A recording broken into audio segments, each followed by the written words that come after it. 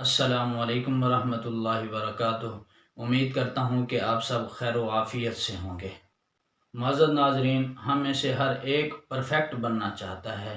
اگر وہ بیٹا ہے تو وہ ایک پرفیکٹ بیٹا بننا چاہتا ہے، اگر وہ بھائی ہے تو وہ ایک پرفیکٹ بھائی بننا چاہتا ہے، اگر وہ خاوند ہے تو وہ ایک پرفیکٹ خاوند بننا چاہتا ہے، اگر وہ باپ ہے تو وہ ایک پرفیکٹ باپ بننا چاہتا ہے۔ اسی طرح اگر بیٹی ہے تو وہ ایک پرفیکٹ بیٹی بننا چاہتی ہے، اگر بہن ہے تو وہ ایک پرفیکٹ بہن بننا چاہتی ہے، بیوی ہے تو وہ ایک پرفیکٹ بیوی بننا چاہتی ہے، اور اگر ماں ہے تو وہ ایک پرفیکٹ ماں بننا چاہتی ہے۔ اب دیکھیں کہ اللہ کے نبی حضرت محمد عربی صلی اللہ علیہ وآلہ وسلم کے نظر میں پرفیکٹ کون ہے؟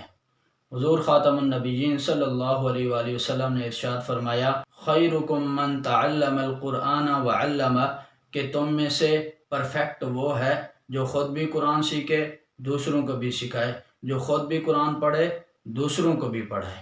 حضرت انس رضی اللہ تعالیٰ عنہ روایت کرتے ہیں کہ حضور خاتم النبیین صلی اللہ علیہ وآلہ وسلم نے ارشاد فرمایا کہ کچھ لوگ اللہ کے اہل ہیں۔ تو صحابہ کرام رضوان اللہ تعالیٰ علیہم اجمعین نے عرض کی، یا رسول اللہ صلی اللہ علیہ وآلہ وسلم، وہ لوگ کون ہیں؟ تو حضور خاتم النبیین صلی اللہ علیہ وآلہ وسلم نے ارشاد فرمایا، ہم اہل القرآن، کہ وہ اہل قرآن ہیں، جو قرآن کو پڑھتے ہیں، قرآن پڑھاتے ہیں، جو قرآن کو سیکھتے ہیں، جو قرآن کو سکھاتے ہیں، وہی اللہ کے اہل ہیں۔